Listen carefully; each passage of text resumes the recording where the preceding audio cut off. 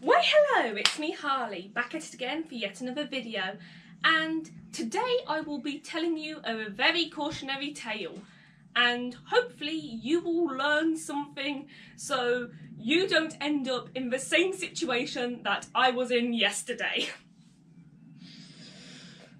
The lesson I learnt yesterday was not to trust any form of charger. Now that might seem obvious to a lot of people, and it should be, but I ended up trusting a charger far too much. This charger was not a cheap one that you hear about exploding and causing injury to people. This was a charger that I bought from a very reputable and very good brand, and I'm not going to say the brand's name because I trust this company, and if it wasn't for my stupid ass doing something very stupid, then I wouldn't be in this situation. On top of that, I'm going to continue using the charger even though it attacked me. What did I do? I ended up accidentally falling asleep with my charger plugged into the wall, on, and in my bed.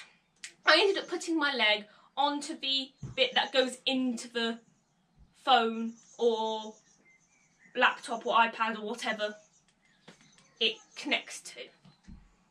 This little piece of metal was then pressed against my skin continuously for hours at a time, which caused a nasty burn. Most of the time, if you put a charger against your skin, it won't do anything. If you do feel anything at all, it will just feel a bit irritating. But generally, chargers do not burn if you just touch them for a bit.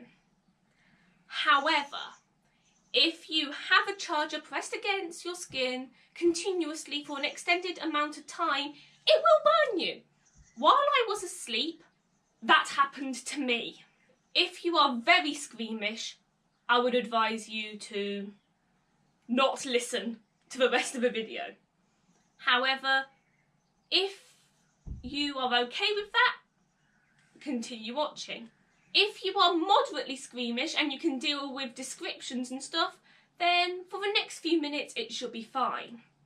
However, at the very end of the video, for educational purposes, I will be showing photos of the injury and a little bit of a vlog of my hospital trip, because I don't want other people to make the same idiotic mistake that I did.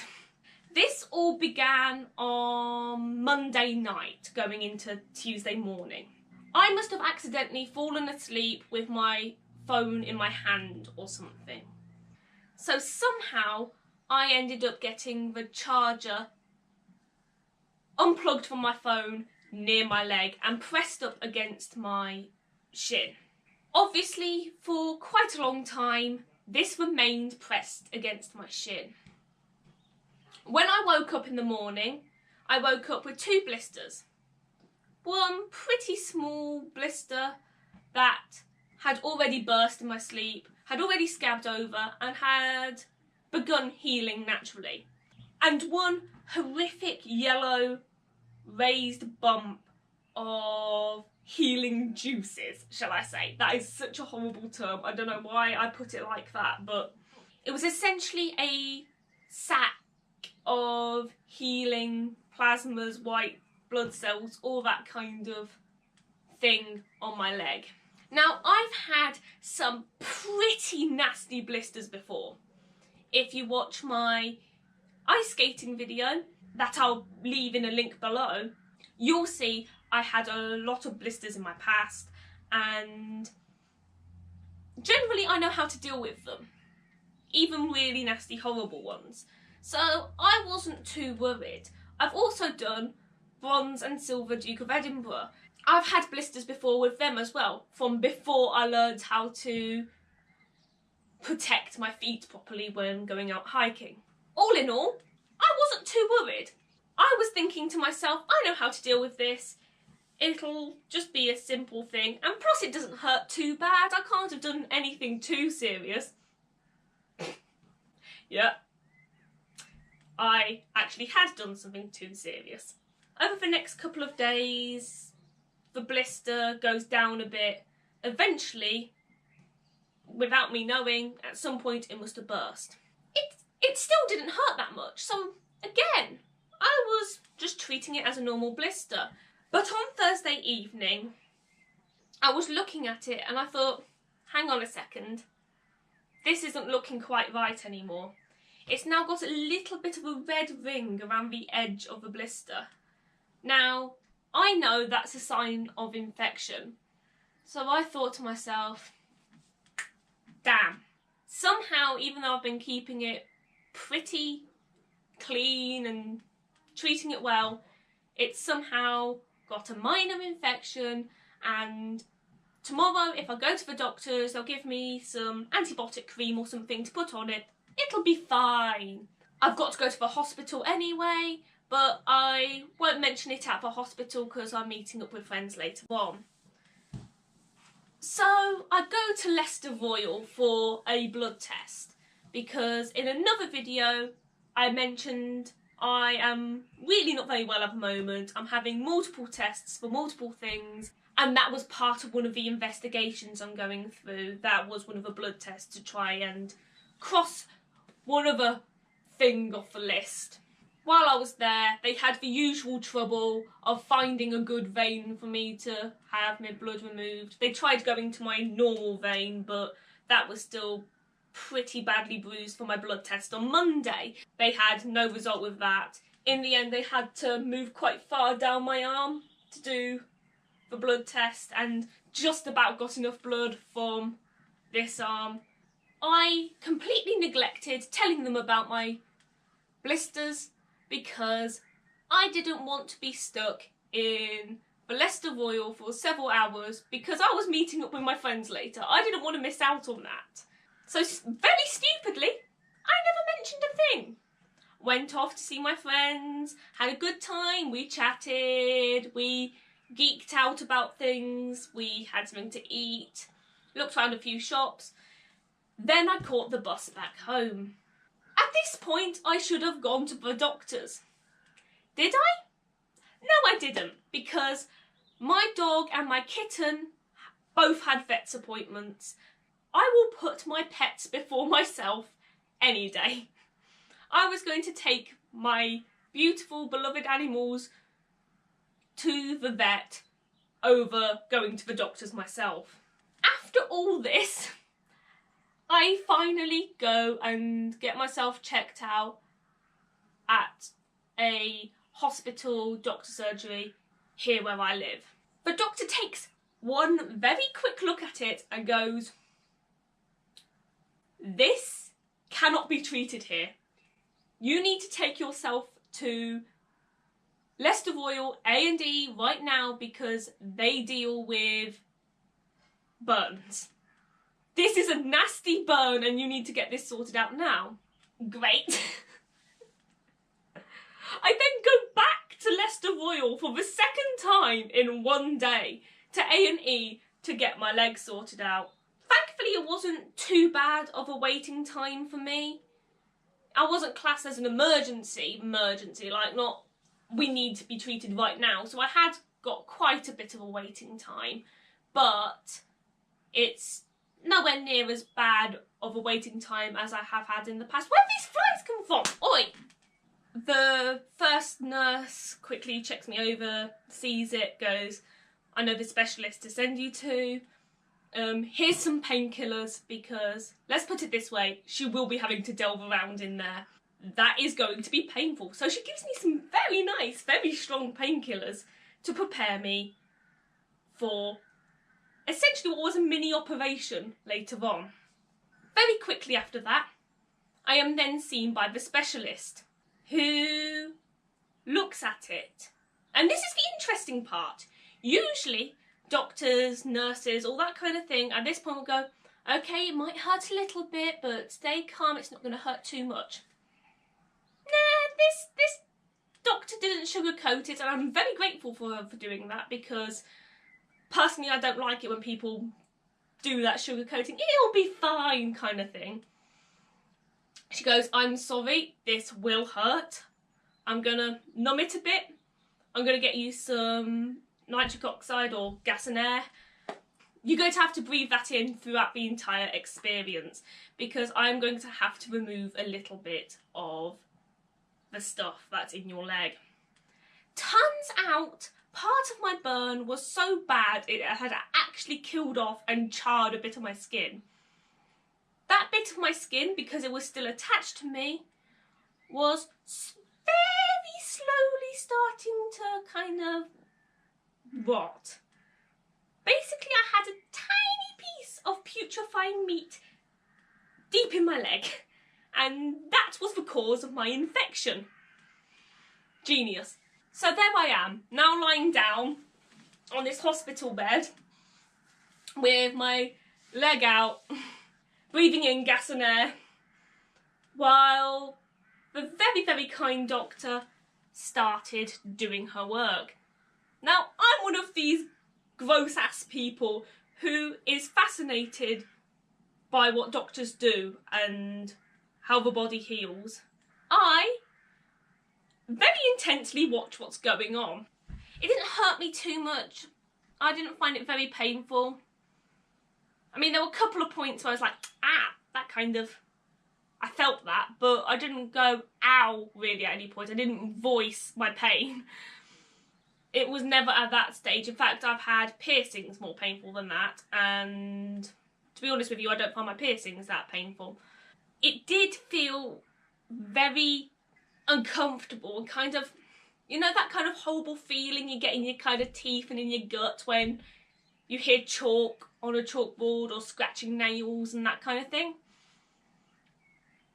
I had that kind of feeling as it was going on, because it was like scrape, scrape, and bleh. The specialist essentially went in with a scalpel and some tweezers and gently cut away with the scalpel the bit of rotting gunk and removed it with tweezers. In the end, she pulled out about 6-7 little tiny chunks of burnt out flesh and mankiness before wiping it down, dressing it, and preparing me to leave, essentially. That was not a fun experience to have. Wouldn't want to go through it again. And that's one of the reasons why I'm telling you about this very stupid thing I did. I am now on painkillers because 24 hours after the experience, the initial painkillers that they gave me are now out of my system, and I have a hole in my leg. Thankfully, I haven't had any stitches because it was such small amounts of, like, rot and stuff taken away that I don't need it. I'm probably going to have a pretty nasty scar there for a while, but I could just add that to my ever-growing collection of scars, so such fun. I am also on pretty strong antibiotics. I'm having to take them 4 times a day. I am on something called flucloxacillin. That's my best guess at how to pronounce that. I'm not entirely certain. There shouldn't be much of an infection there, and it should heal pretty smoothly and quickly now. I must say, baths are interesting at the moment. I'm not a bath person, I'm a shower person. I would much rather have a shower over a bath. For the moment, I can't get this blister wet, and I can't get the dressings wet. So I'm kind of like having to keep my leg in the air in the bath while I'm like washing and doing my hair and stuff, which is a strange task to have. It's more difficult than it sounds, and generally it's just an uncomfortable, nasty thing to have. So that's my life lesson. Don't make the same mistake as me and sleep with your charger, because they will fight back, they will attack you, they will burn you, and you will suffer for it. Finally, I'm going to end with a couple of vlog-like videos just to warn you not to do the same things that I did for educational purposes, essentially, and a couple of photos of my injury, because you don't want this to happen to you. And this is the point where people who get grossed out by that kind of thing should turn off. So all in all, I'll say toodle pip to everyone. Goodbye. Toodle pip, old beans.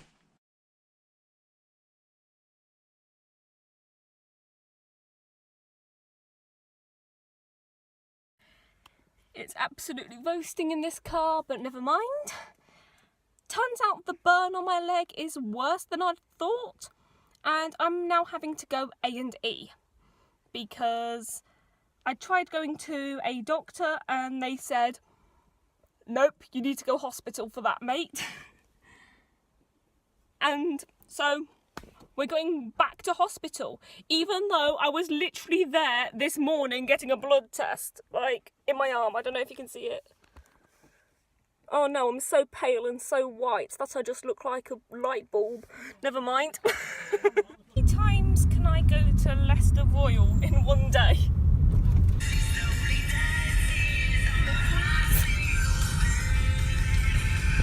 Get it? I go back to hospital, so I'm listening to hospital beds.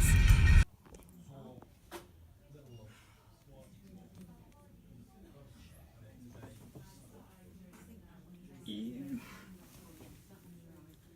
I am such a blank. I am such a blank. Ow. Oh, yay.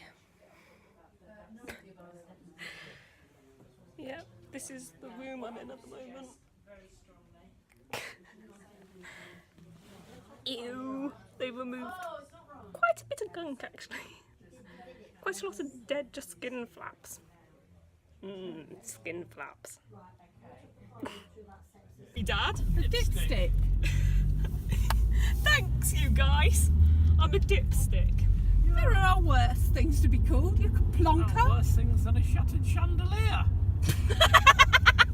The Phantom of the Opera is here. Let's go to Asda. As you do. Oh god, now we've got Phantom of the Opera going. I'm just hungry. I think I might eat. If the dog was here, I'd start eating it. Or no, she's done that to herself.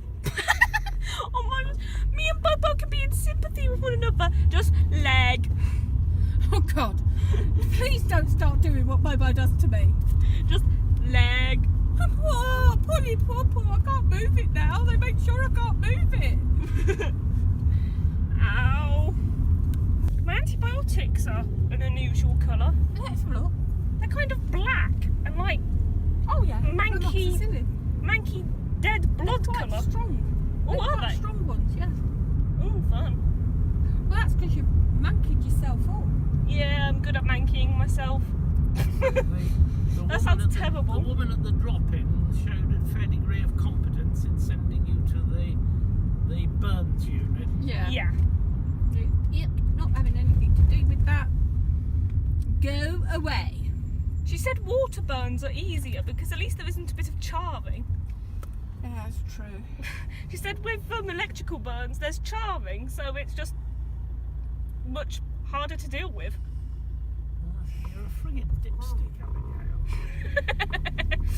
You know, if we tickle your feet, you wow and oop and holler like anything, and yet you can have a bloody hot iron burning its way through your leg with no response at all. Now that's how people should torture me if ever they need to get information out of me. Tickle you. Don't burn me, don't cause pain, tickle me and I will react. Oh, I can't believe I slept through it. Why does my iPod have a better sense of humour than me? This is on shuffle. I didn't even choose this song this time, and so now I've got Ambulance playing. Great.